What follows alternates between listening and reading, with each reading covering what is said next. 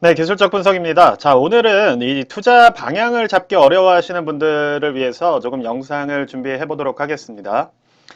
자, 이렇게 시장이 요동을 치거나 혹시 하락을 하는 이런 과정에서 많은 분들이 이제 인버스 투자를 하시는 분들이 많이 있어요.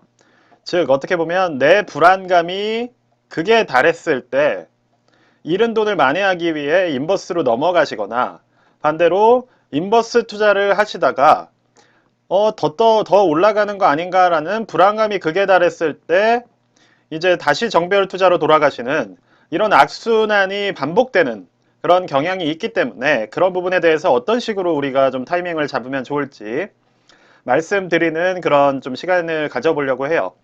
자, 그래서 먼저 이제 드리고 싶은 말씀은 우리가 이제 정배열 투자를 하든 역배열 투자를 하든 일정 구간에서는 포지션을 확실히 잡으시는 게 좋아요. 자, 이게 무슨 말이냐면 저 같은 경우는 이렇게 시장이 정배열로 올라갈 때는 인버스 투자를 하지 않습니다. 그쵸? 왜냐면은 숏이라는 게 너무 짧기 때문에 모든 걸 다 먹으려고 하면 할수록 타이밍을 잡기가 어려워요.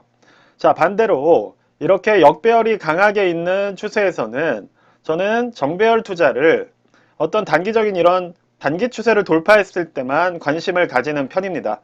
자, 그래서 여러분들께서도 이러한 어떤 투자 원칙을 세우시는 게 먼저일 거라고 생각을 해요. 자, 그래서 내가 지금은 롱인지, 숏인지, 정배열인지, 역배열인지 이 두 가지의 어떤 타이밍에 맞춰서 나는 어떤 부분에 무게를 좀 더 실겠다 라는 전략 수립부터가 먼저 이루어져야 된다고 생각을 합니다. 자, 그래서 나는 역배열이고 뭐고 일단은 정배열일 때든 롱 투자, 즉 오르는 시장의 상승에 배팅을 하는 투자 성향을 가지고 계시다면 자, 그렇다면 그거에 맞춰서 롱 타이밍을 잡으시는 게 맞는 거예요. 자, 어떤 식으로 잡으셔야 되냐? 자, 기본적으로 추세상 바닥에 닿았을 때, 즉 지금 뭐 예를 들어서 매수를 고려하시는 분들은 저는 나름의 합리적인 이유가 있다고 생각을 합니다. 왜냐? 지표상으로도 이미 꽤 바닥을 터치를 하고 있고, 그리고 추세상으로 보더라도 일단 쌍바닥 부근에 있기 때문에 충분히 저항을 받고 올라갈 수 있는 부분에 배팅을 하실 수도 있는 거예요. 중요한 것은 그러한 원칙이 제때제때 작용만 한다면 충분히 길게 보더라도 어떻게 보면 3배 레버리지라면 조금 괴리울 때문에 힘이 들겠지만 어떤 주요지수 1, 2배 레버리지 혹은 그냥 주요지수 추종 ETF 같은 경우는 충분히 장기적으로 금방 회복할 수 있다고 생각을 저는 하고 있습니다. 자, 그래서 보시는 것처럼 어떠한 내가 정배열 투자 아니면 롱 포지션, 즉 올라가는 것에만 배팅을 하시는 분이라면 일단은 역배열이 잡혔다는 걸 확인을 해주시고 그 역배열 추세상으로 하방 저점에서 일단 모아가시는 전략을 하나 가져가실 수가 있을 것이고 그리고 지금같이 쌍바닥 같은 주요 지지 구간에서 비중을 늘려주시는 그런 전략을 활용할 수가 있다는 거예요. 자, 반대로 자, 이제 나는 역배열이기 때문에 숏 투자에 힘을 주는 스타일이다 라고 하신다면 이런 식으로 지표가 상방에 머무를 때 숏 투자를 시작을 해주신다거나 그쵸?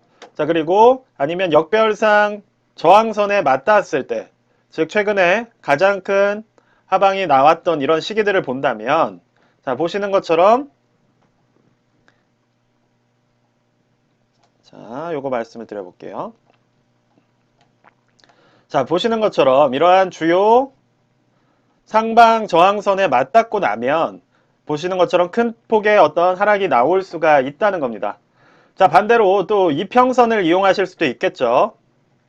자, 이런 식으로 이평선을 활용을 하시게 된다면 자, 이평선이란 것은 주요 매수자들이 혹은 매도자들이 어떻게 보면 보유하고 있는 종목의 평균적인 가격이기 때문에 이게 어떻게 보면 지지와 저항으로 활용이 될 수가 있다는 거죠. 보시는 것처럼 51선이라고 한다면 자, 이런 식으로 맞고 떨어지는 포인트들이 많기 때문에 이렇게 상방을 맞고 떨어지는 걸 확인을 하면 단기적으로 역배열에 숏에 투자를 하더라도 이런 식의 큰 폭의 하락이 이어지는 경우가 많이 있는 겁니다.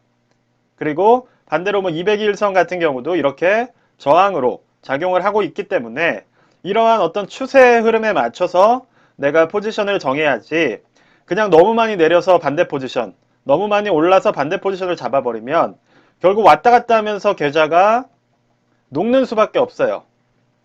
그래서 중요한 것이 바로 원칙을 정하는 것입니다. 자, 그렇다면 이제 영상을 찍게 된 이유는, 자, 어제 같은 경우에 저는 불안한 위치라고 말씀을 드렸어요. 자, 그런데 누군가는 오해를 하실 수가 있겠죠. 그렇다면 지금 숏의 모든 포지션을 몰빵할 땐가? 그거는 또 아니라는 겁니다. 왜? 제가 말씀드렸듯이 어떠한 자신만의 원칙이 있어야 돼요. 저 같은 경우는 여기서 51선 추세를 뚫지 못했고 5% 가까운 하락이 나왔기 때문에 이 부분은 숏으로 충분히 배팅할 수 있다는 거예요. 반대로 여기서도 끝까지 가지 못하고 201선 저항과 추세를 맞고 거의 2, 3% 가까운 하락이 나왔기 때문에 이후에는 충분히 하락이 나올 수 있다라고 판단을 하는 겁니다. 자, 보시면 이때도 큰 차이가 없겠죠. 그쵸? 추세 저항 부근에서 거의 3, 4% 가까운 하락이 또다시 나왔다면 이후에도 그 에너지가 이어질 수가 있다는 거예요. 자, 근데 이제 이런 타이밍들을 다 놓친 상태에서 지금 100% 이렇게 바닥에 있는 추세가 여기서 100% 모든 걸 또 숏으로 넣는다.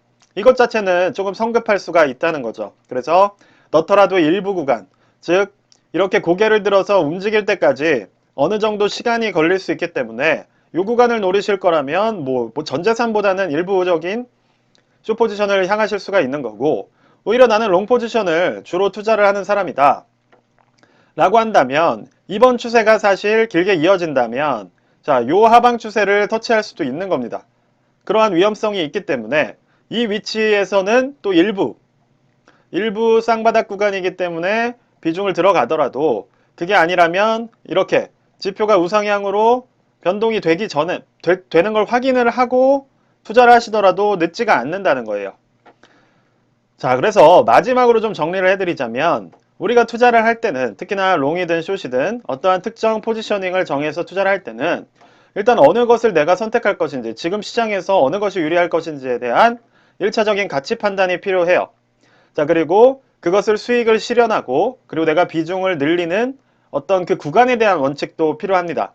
제가 말씀을 드린 부분은 제가 가지고 있는 원칙인 거고 여러분들께서도 각자의 원칙을 만드셔야 된다고 봐요. 제가 이제 팁으로 드린 것은 이러한 추세, 지지와 저항 구간을 보면서 하방과 상방에서 수익 실현을 하고 비중을 늘리는 원칙이 한 가지가 있는 것이고, 두 번째로는 이렇게 보시는 것처럼 가격의 지지와 저항으로 활용이 되는 이평선을 활용해서 그 구간에서의 지지와 저항을 돌파하는 모습들을 확인을 하시면서 대응을 하신다면 지금처럼 어떻게 보면 포지셔닝을 반대 포지션에서 가장 불리할 때 롱을 타고 반대 포지션에서 가장 위험할 때 숏을 타고 이제 이런 식의 실수를 최소화할 수가 있다는 겁니다. 자, 그래서 오늘부터 이제 투자를 시작을 하시더라도 사실은 지금 좀 어려운 구간이에요. 저 같아도 일단은 어떠한 이런 단기적인 강한 추세를 이미 투자를 끝낸 상황이기 때문에 여기서 다시 모든 걸 배팅을 한다는 건 어떻게 보면 하루의 반등만 나오더라도 내가 갖고 있는 확신이 순식간에 흔들릴 수가 있다는 겁니다. 그래서 항상 투자는 추세 전환의 초입을 잡으려고 노력을 하셔야 되고, 내가 공포가 극에 달아서 지금 반대 포지션을 취하고 싶다는 얘기는 오히려 시장에서 심리로 봤을 때는 그러한 움직임에 따라서 반대 포지션이 올라갈 수 있는 시간이라는 것을 염두에 두시면서 투자를 하신다면 조금 더 어떻게 보면 뇌동매매라고 하죠. 두려움과 어떤 욕심에 휩쓸려서 쉽게 매수하고 매도하는 그러한 잘못된 투자를 조금 최소화할 수 있다. 이런 조언을 좀 드리고 싶어서 오늘 영상을 준비를 해봤습니다. 네, 그래서 오늘 영상은 여기까지만 좀 말씀을 드리고요. 네, 얼마 만에 좀 온 어떤 3일 정도의 연휴인데 너무 주식 생각하시기보다는 조금 휴식 가지시면서, 그러니까 이게 휴식을 가지면서 생각한 나의 뇌가 하는 판단과 정말 쫓기고 술도 많이 먹고 힘든 상태에서 내 뇌가 하는 판단이 어떻게 보면 질이 다른 경우가 많이 있습니다. 저 같은 경우도 내가 왜 이런 선택을 했지? 지나고 나서 후회를 할 때도 많기 때문에 쉴 수 있을 때는 푹 쉬시면서 어떻게 보면 조금 재정비하는 그런 시간으로 잘 활용을 해주시면 좋을 것 같습니다. 네, 일단 오늘 영상은 여기까지만 말씀드리고요. 영상이 도움이 되셨으면 구독과 좋아요 꼭 좀 부탁드립니다. 감사합니다.